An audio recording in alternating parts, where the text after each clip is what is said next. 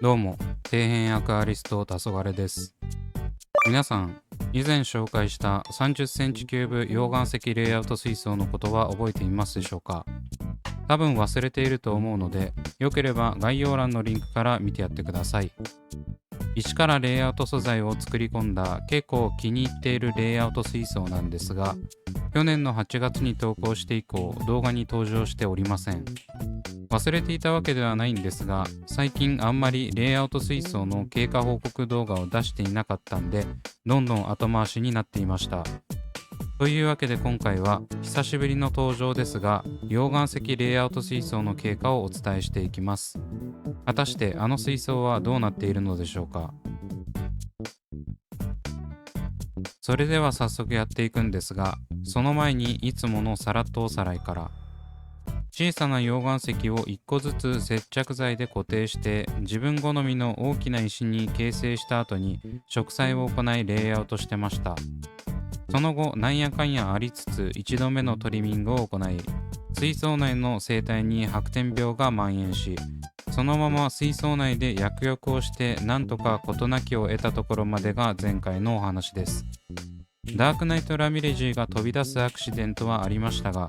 それ以外は割と順調にいってます。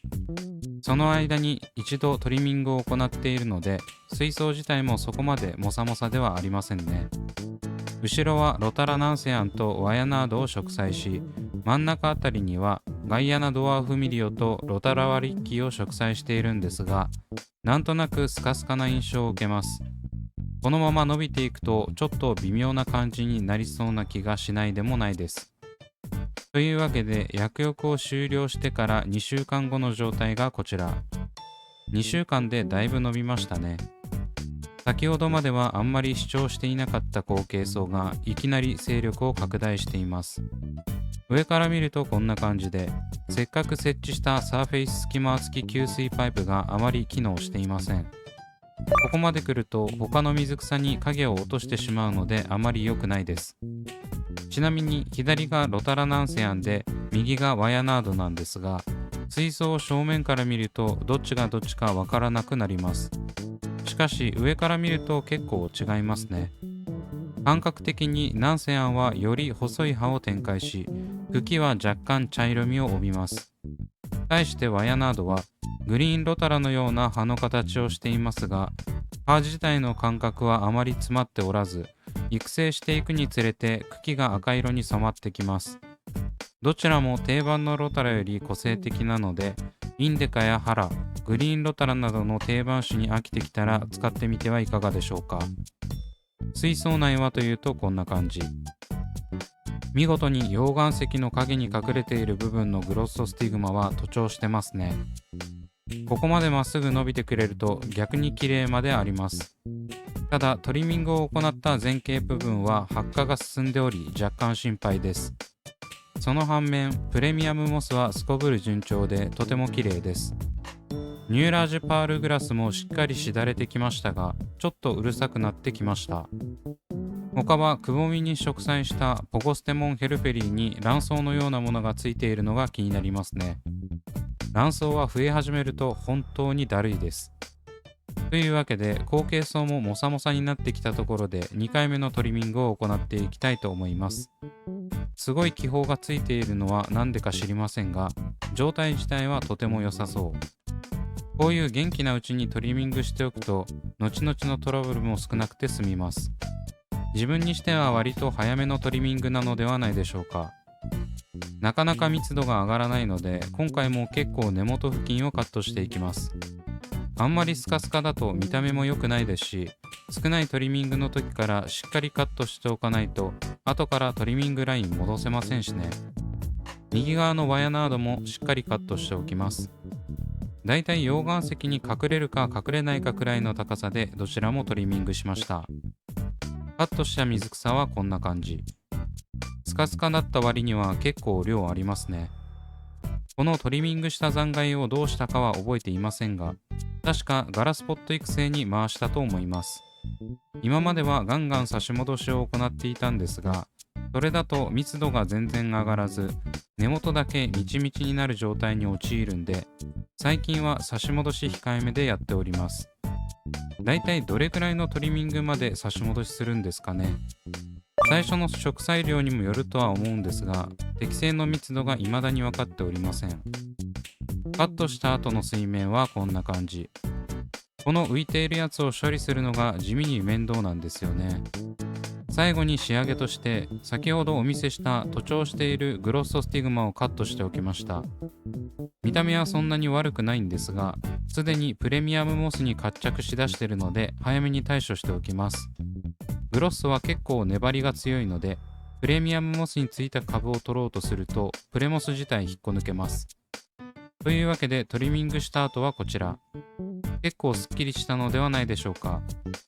右のワヤナードのトリミングラインも珍しく綺麗に整っている気がします。ここから徐々に伸びていってモサモサの森になってくれると嬉しいですね。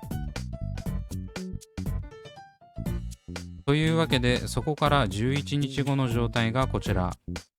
なんというか、先ほどよりも全体的に色あせてきてる感がありますね。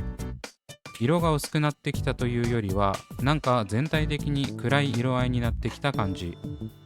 これはなんでなのかわかりませんが、もしかすると左右にあるプレモスの色が悪くなってきたからかもしれません。なんかどことなく茶色っぽくなってるんですよね。水槽内を近くから見てみるとこんな感じ。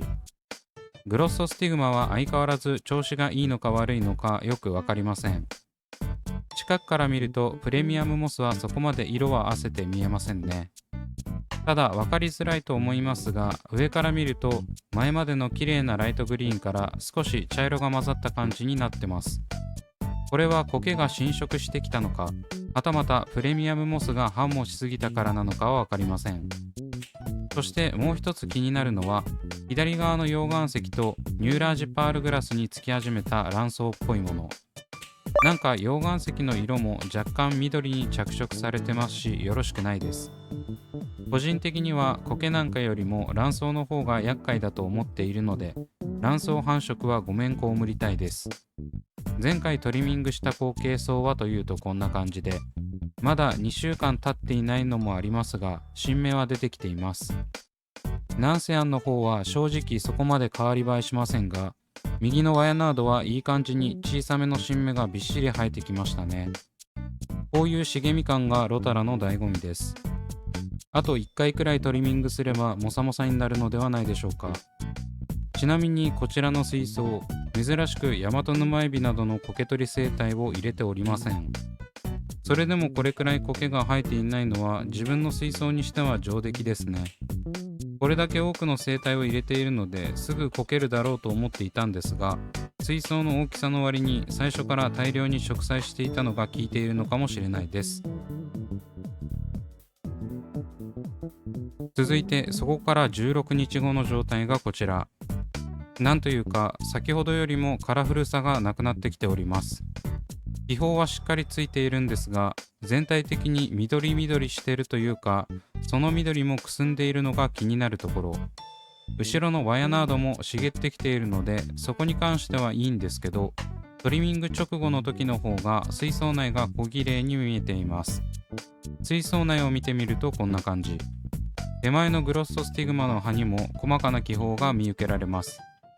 これはおそらく産毛状の目立たない苔がグロッソにまとわりついており、そこに気泡がくっついているんだと思います。グロッソ自体の色もなかなか濃くならず、もっと栄養素が必要な気がしないでもないですね。徒長はしておりませんが、なんとなく発火してる。そして先ほどまで全く触れていなかったアラグアイアレッドシャープリーフハイグロは、先ほどの映像までは赤々としていたんですが、今はなんかくすんだ色になっています。見た感じ、薄く卵巣がこびりついているような色合いになってます。このまま放置すると卵巣がひどくなって水槽全体を飲み込むかもしれません。そして前回の映像からなんか色が汚くなってきたと言っていたプレミアムモスはこんな感じ。茶色いのっぺりとした苔に覆われ始めています。なんというか全体的に小汚いですね。これプレモスがもさりすぎたからだと思うんですけど、正直活着させたプレモスの間引き方がわからないんです。多分手でワイルドにちぎるのが主流だと考えているんですが、そうなると完全にプレモス剥げそうで怖い。なんとかモサリをきれいに抑制しつつ、影になっている部分が水質悪化の手助けをしないようにできないですかね。ワヤナードはこんな感じで、苔にまみれて変な風に気泡はついていますが、そこまで状態は悪くありません。隣のナンセアンは葉が細かいこともあって苔に覆われやすいらしく、不自然に気泡がまとわりついています。あと卵巣がポツポツと出ているのも気になりますね。というわけで久しぶりの溶岩石水槽はこんな感じになっています。2度目のトリミングをしてからだいぶ卵巣と苔が幅を利かせ始めた感がありますね。どうしても苔取り生態がいないから仕方ないとは思いますが、今まで順調だったのでどうにかしていきたいです。プレミアムモスもいい感じに活着してくれたんで、このまま水槽全体が上向きになるように維持できればと思います。また続きをアップしていこうと思っているので、気になる方はチャンネル登録してお待ちください。というわけで今回はここまで。